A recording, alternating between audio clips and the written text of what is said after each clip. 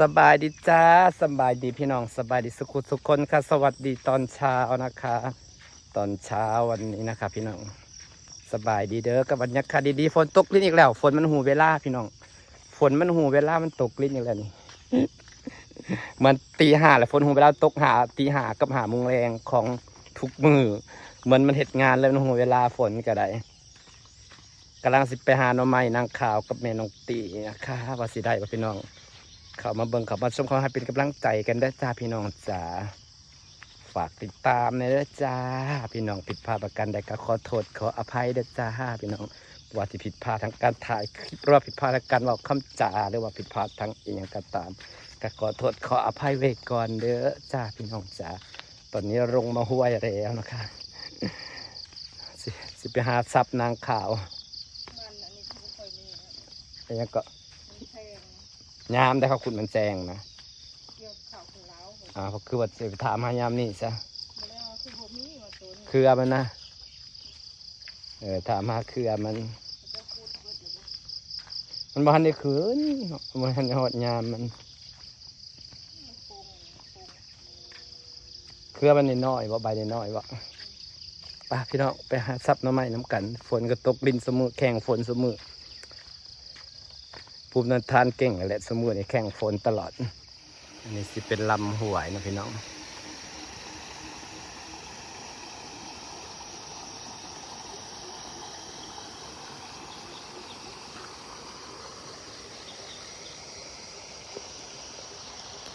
คันมาหาหน่อไม้ไผ่หน่อไม้ใหญ่นี่ต้องมาหาเลาะริมแม่น้ำโขงขึ้นไปคือว่าเลาะรอบบ้านไปที่คือนั่งท่าให้เบิ่งได้พี่น้องก็สิมีพวกหน่อไม้ไผ่ไปสิอยู่ใกล้บ้านเนี่ยแล้วก็สิอยู่ลำหวยใหญ่2 หวยได้บ้านนั่งป่าหน่อไม้ไผ่หลายเป็นหน่อไม้ไผ่พอขึ้นไปจักหน่อยก็จะเป็นหน่อไม้โจดจะเป็นทางเที่ยวเนาะบ้านนานกอหน่อไม้หลายพี่น้องทางนี้ก็จะเป็นกอหน่อไม้ไผ่พอขึ้นไปทางไกลทางนางก็จะเป็นกอหน่อไม้บงพอเลยมันไปพูนก็จะเป็นกอหน่อไม้ไหลถ้าหน่อไม้โจดก็จะอยู่ตามเทิงนี่พี่น้อง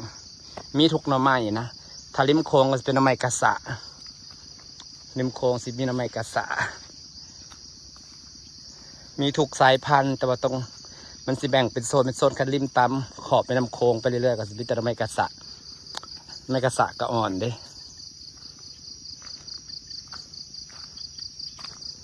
น้องตีกำลังบ่นก่อนใหม่ป้าไฟใหม่ค่ะก็เลยปลูกคอจะซิงาเอาเขาปลูกแล้วปลูกหมักแตงใส่มาหมุนปลาหาหน่อไม้มือนี่สิพ่อหน่อไม้อีกบ่ค่ะหาหน่อไม้นางคานะก่อนสีใหญ่เนี่ยไม้พี่น้องเห็นบ่แต่ก่อนใหญ่หาหน่อบงหาหน่อโจดมาแล้ว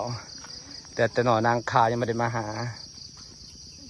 โอ้ยแหนมันคืองามแท้มองไหนมาหักเอาแหนงมานำพี่น้องเพราะเขาเจ้าสั่งอยู่สั่งซื้ออยู่นี่หน่อไม้ไผ่ใหม่ก็จะออกประมาณนี้แหละนี่3 แหนงอยู่ๆงามเลยจ้าหน่อไม้ไผ่มาดูวิธีหาหน่อไม้นางขาวพี่น้องวิธีหาหน่อไม้นางขาวก็สิได้ใส่เสียมสวไปตามพิธีนี่แหละจ้าพี่น้องจังสิได้พ่อขัดสันกับบ่พ่อนะคะเหมือนเขาเจ้าสวตามในเงามันเพื่อสิพ่อเพื่อสิได้นอหนึ่งพี่น้องเอ้ยโมเมนต์ง่ายยามนี่จะเป็นยามหน่อไม้นางขาวจังหน่อยกะมันขึ้นเหี่ยวก็เป็นหน่อไม้นี่หาง่ายที่แบบนี้ก็อะไรแบบนี้นี่แหละค่ะวิธีหาหน่อไม้นางขาวปาแต่ยังบ่ได้พ่อจักนอหรอกจ้าเจอหนอนางขาวแล้วจ้างานเยอะพี่ละเจอหนอนางขาวบ่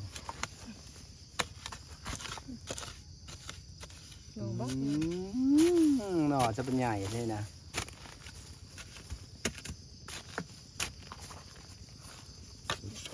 ชุดปลาเลิศเลยค่ะโอ้ยตับแจวปลา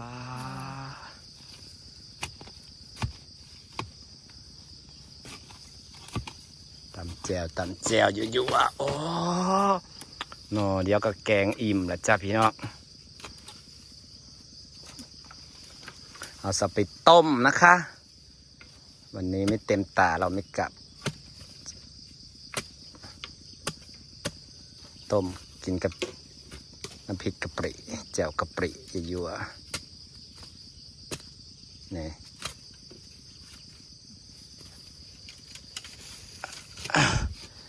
ขุดตังวัดจักหนอที่3เพิ่นว่าใส่ขอดูใกล้ๆหน่อยว่ามันสวยหน่อยน้องขาวของแท้ต้องเห็นนี่จะเข้านี่เบิ้ง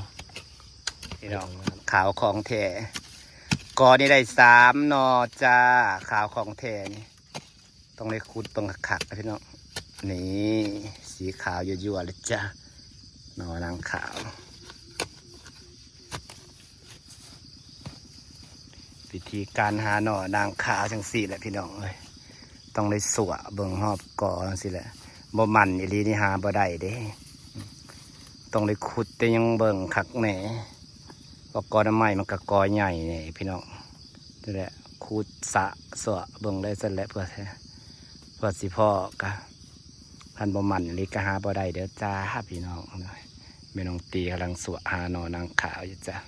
พ่อละจ้าหน่อใหม่จ้าพี่น้องโอ้ยเลิศอ่อนคักเอลิเสียงว้าเลิศอ่อนงามอีหลีต้ม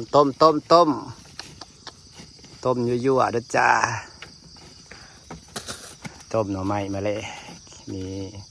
พิธีหากสิพิธีพิธันเนี่ยเด้อจ้าบ่อยเรียนรอกับบ่พ่อเด้อจ้าพี่น้องบ่อยลีกับบ่พ่อพี่น้องเบิ่งในผู้อยู่ในผู้ขาวจะแหวะอยู่ในผู้คุดชัดเท็ดจึบนี่หนูว่าใหญ่เป็นไรโอ้พอดีต้มนี่พอดีต้มแซ่บนี่ต้องหาขักพี่น้องขุดสับเฮ็ดไม่ต้องตีเฮ็ดอ้าวพี่น้องพ่อหน่อไม้อีกแล้วจ้ะนี่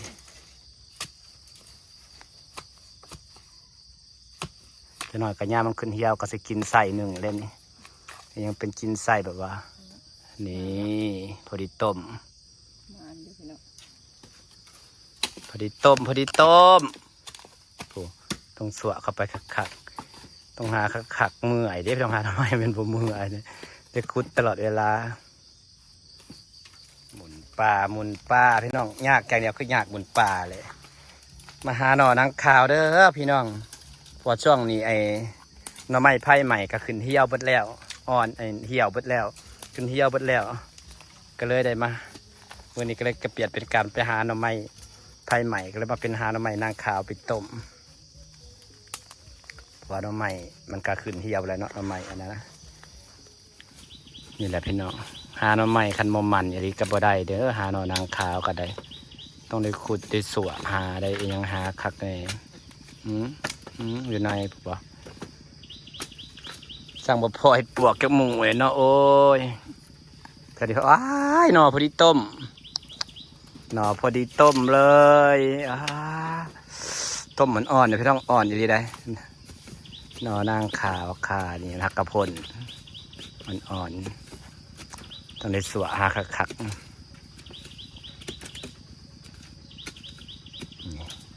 เพื่อสิพ่อบ่มันเลยก็บ่ได้นะคะแต่ปีนี้ฝนตกดีมันสุ่มหน่อไม้ก็จะออกไวอยู่ดอกหน่อยยามดำนาเนี่ยก็บ่อึดนี่หาหน่อไม้พอเห็ดปวกเลยเด้อจากหมูติบ่ต้องไปพอโดยบ่ตั้งใจยังได้หมูใหญ่พวกพี่น้องเจออีกแล้วอยู่ลุ่มพอนอนางขาวหน่อที่2ก่อนนี้นี่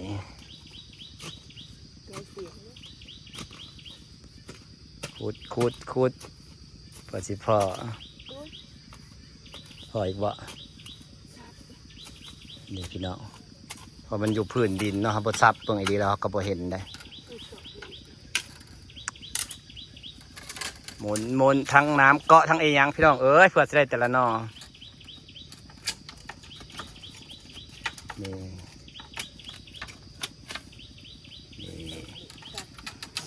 พอดีต้มนี่จ้าพอดีต้มขุดเข้าไปพี่น้อง ขุดหาหน่อไม้อยู่พื้นดินผู้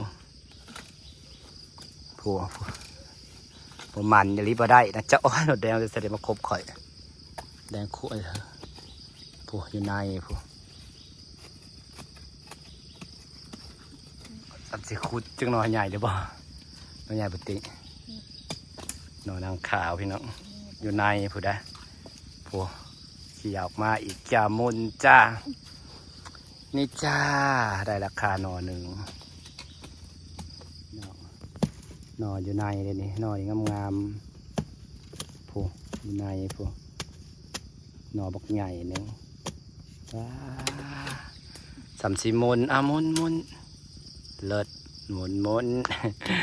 เพื่อจะได้หน่อหนึ่งพี่น้องนี่แหละวิธีการหาหน่อไม้นางขาวพี่น้องจะหายากแหน่จักหน่อยแต่หน่อเพิ่นในซีออนที่แซ่บต้มในแซ่บหน่อที่สองสามหน่อติดกันติหมานอยู่ด้วยจ้าสามหน่อติดกันบนเดียวฮะมันจีดหลายว้ายตกน้ำพอหน่อไม้อีกแล้วจ้าพี่น้องนี่น้องเตียสิเป็นคนหากินละเอียดได้มาเสียเสาะเจาะนี่จะซูมให้เบิ่งไว้น้องนี่อยู่ในพวกหมุนเข้าไปเอาตับออกมาหน่อพอดีต้มนี่พี่น้องขาวงามเนาะพอดีต้มขักเอลินี่พอดีต้ม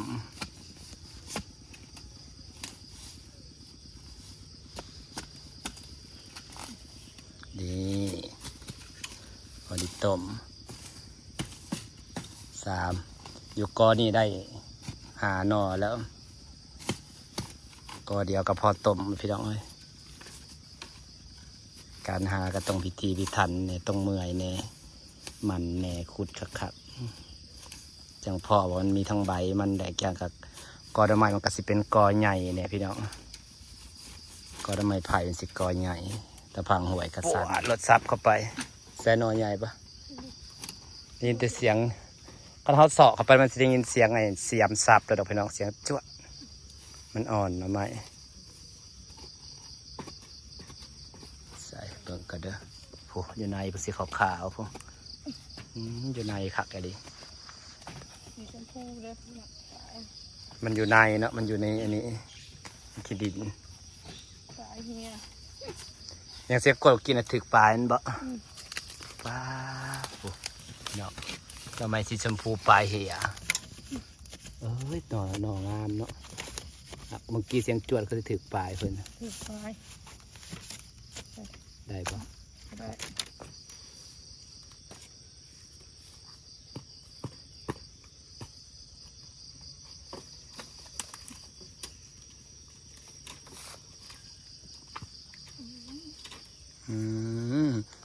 โอ้ยถึกปลายหน่อยเป็นปลายยังดอกพี่ยังงามคือเก่าสีขาวจั๊วเลยค่ะหน่อนางขาว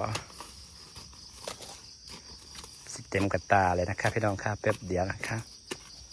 นี่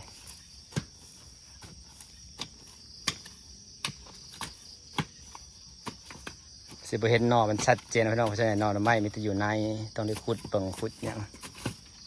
หมุนอีกแล้วหมุนอีกแล้วพี่น้องอยู่ในผมเห็นดอกผู้มันกอหน่อไม้มันเป็นกอใหญ่มันหกไปวะมันเองมันก็จะเป็นกีมกันอยู่หากมันก็ได้ต้องเอายากหน่อยจังหน่อยไม่ต้องตีเก่งว้ายงามเด้สีชมพูต้องหน่อไม้สีชมพูงามเด้พี่น้องเอ้ยปลาต้มอยู่ๆจ้ะหน่อที่สองค่ะผู้อยู่ในผู้เห็นนะครับนะพี่น้องนี่จ้ะมองงามหน่อนี่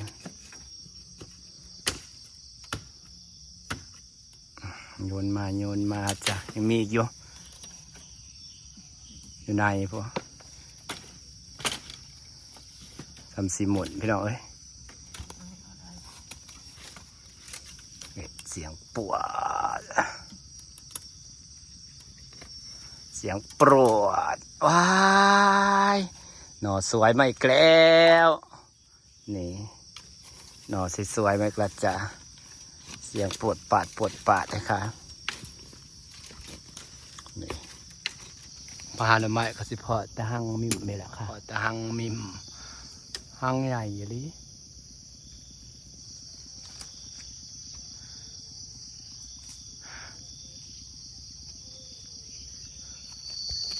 ไม่เต็มตาเราไม่กลับนะคะสับหน่อไม้ด้วยกันจ้าไงบ่โอ้ขาวจั่วเลยสอนกันปะเต็มกำเลยป้าหน่อใหญ่อะไรเหรอหน่อไม้นางขาวสัมสิหมุนสับหน่อใหม่เด้อจ้ะโอ้ยงามแท้งามแท้งามแท้จ้ะ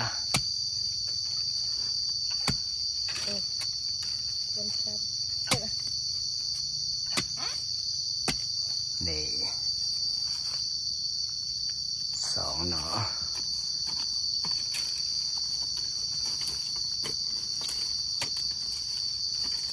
เจอหน่อนางขาวอันนี้ของแท้นะคะยั่วๆสับไปเลยจ้ะนี่เราก็จะโอ้โหพอดีต้มเลยนี่ขาวๆมันจะอยู่ติดกันเนี่ยครับแม่นบ่สงสัยเป็นสีขาวออกมาแล้วสีขาวออกมาแล้วมันอยู่ติดกันพี่น้องโอ้ยเงาเดียวกันพร้อมเงาเดียวกันพร้อมเด้หูยขาวสวยจั่วเลยนี่ของแท้แน่นอนอยู่ติดกันไปเลยจ้าสีหาซ้ำสีคุดพี่น้องเอ้ยเพื่อสิพ่อเด้อเห็นว่าก็ได้เมื่อยจะหาหน่อไม้บ่จักสิหมุนปีนตะพังบ่จักสิเจอน้ำเกาะเนาะก็ต้องเสาะหาสวะหาคักๆจังสิพ่อเนาะนางขาวเนาะจ้าพี่น้องต้องมันต้องรู้นะคะแต่ข้าวก็ได้ลายแล้วพี่น้องเต็มกระตาแล้วไม่ล้นตาเราจะไม่กลับนะคะเราจะล้นตาเพราะว่าเราจะไปขายเอาไปขายแล้วก็ต้มน้ำขายกับบ่พ่อสิได้แพงดอกพี่น้อง40-50 บาทเต็มกระตา40-50 บาทเต็มกระตาพี่น้องเอ้ยจังสิแหละ5 บาท 10 บาทก็เอาพอได้เก็บพอได้ตื่มพอได้ค่าใส่ใจได้เฮือนได้ซ่านเนาะเฮาก็อยู่บ้านนอกบ้านนาสิอยากได้แพงๆอยากได้อย่างมันก็บ่คือละเนาะพี่น้อง5 บาท 10 บาทก็หาตื่มกันเอาเพิ่นว่าถ้าเอาเพิ่นว่าผัวขวักเมียหาผัวหาเมียเก็บซอยกันพอได้ค่าใส่ใจเล็กๆหน่อยเล็กผสมหน่อยก็กลายเป็นลายเนาะพี่น้องหาผสม10ก็กลายเป็นลายบัดยามอันนี้มากกะค่าใช้จ่ายเนาะพี่น้องพ่อหน่อไม้งามอีกแล้วจ้าอุ้ยงามแต่เดตั้งสกโกอยู่งามสับออกอุ้ยสับออกไปเลยจ้างามนี่ผัวได้หาเมียได้10กระตืมกันเนาะพี่น้องดีก็อยู่ซื่อๆให้ผู้หนึ่งผู้ใดหาอยู่ฝ่ายเดียวเพราะฉะนั้นถ้าซอยกันเก็บซอยกันหาผู้ใดหาได้หน่อยก็เอาหน่อยพาได้หลายก็หาหลายมาตืมกันเพราะว่าทุกเพื่อนกับมีค่าใส่ใจเนาะพี่น้องเนาะนี่แหละงามหน่อไม้ก็ได้หน่อไม้ตัวเนี้ยว้าหน่อใหญ่ๆจัง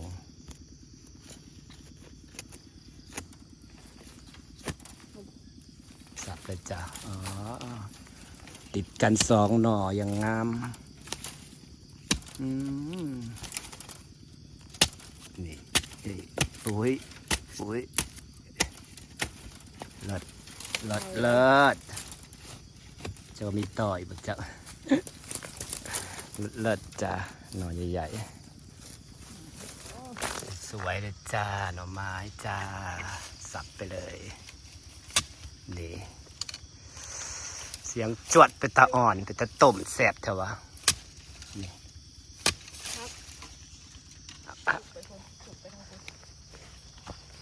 เครื่องแน่นแท้จังหวะเลย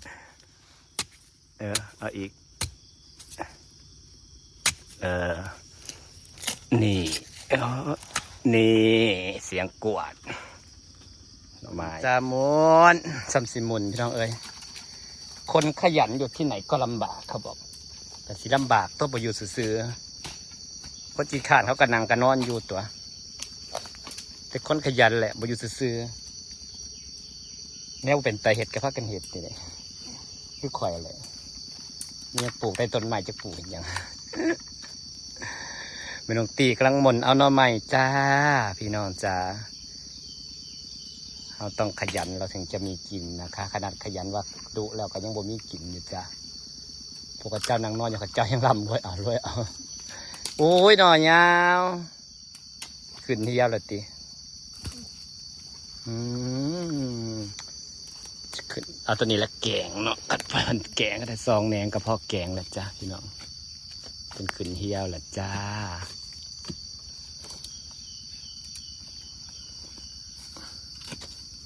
เต็มกระตาแล้วนะจ้าพี่น้องจ้าหน่อไม้จ้าหน่อไม้โอ้ยตัวนี้คือเป็นหน่อตาหน่องามแทบพอเห็นปลายมันนะตาหน่อใหญ่งามแทะหมุนจ้านี่สับ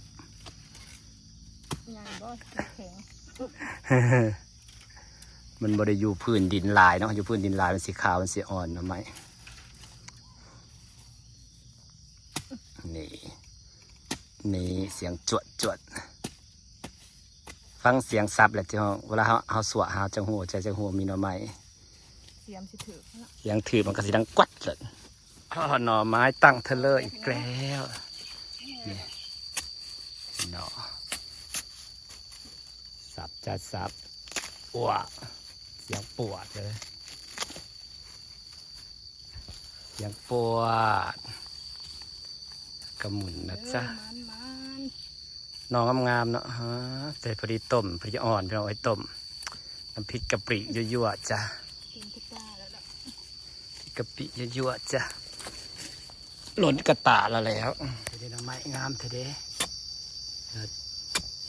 รู้พี่น้องเสียงซับสวยงามจ้าเลิศจ้ะหล่นตาว้ามีแต่งามๆหน่อไม้อย่างสับปะกระดกกระเดียเท่นะมีแต่หน่อใหญ่ๆงามๆขาวๆโอ้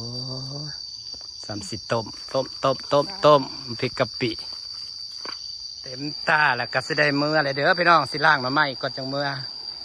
ล่างให้มันออกสีขาวๆสีสวยนะคะนี่จ้า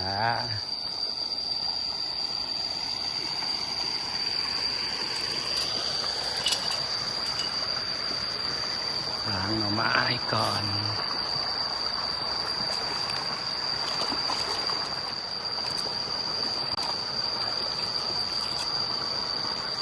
น้ำไม้สอบน้ำไม้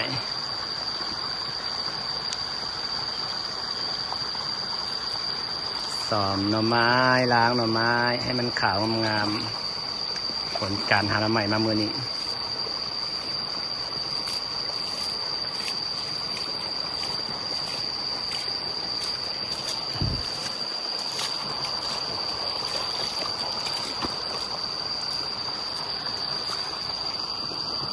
กระตาแล้วแต่ล้างแล้วก็ใส่กระตาลงไปเลยขาวสวยๆแต่หน่อสวยๆหาจากธรรมชาติจ้ะ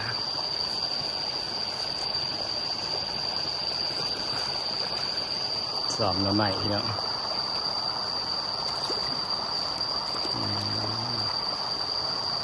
ขาวสวยๆทั้งนั้นเลย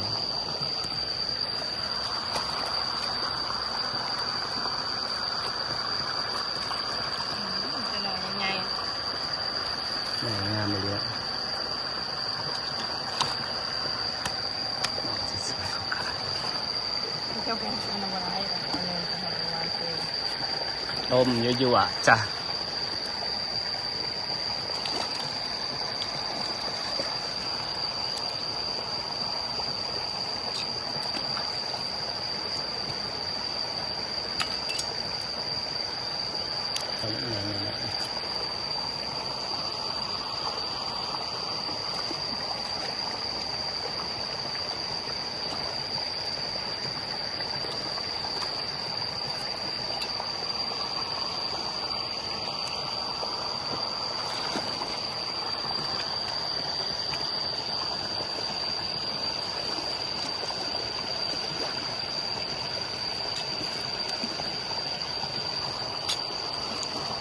อมน้ำไม้เมื่อต้ม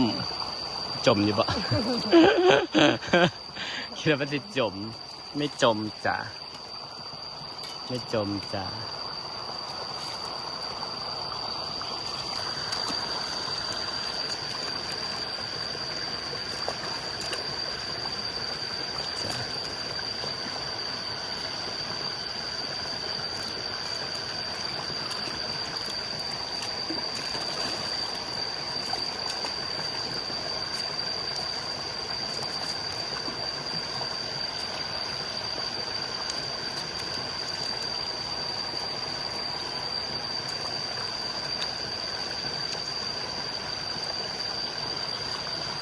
ซ่อมหน้ำไม้ซ่อมหน้ำไม้จ้าสวยๆทั้งนั้นเลยจ้าพอดีต้มแซ่บต้มกับน้ำพริกกะปิ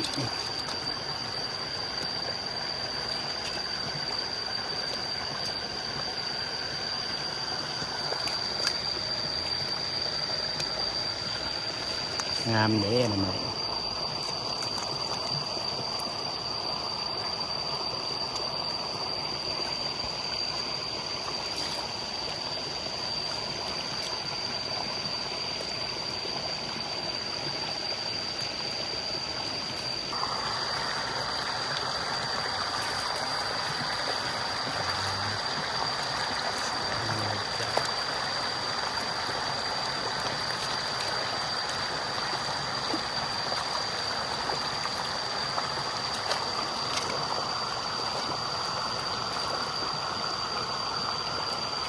อู้หน่อไม้สวยๆนั่นเลยจ้าขาวอวดสวยเยอะนางขาวนะคะนี่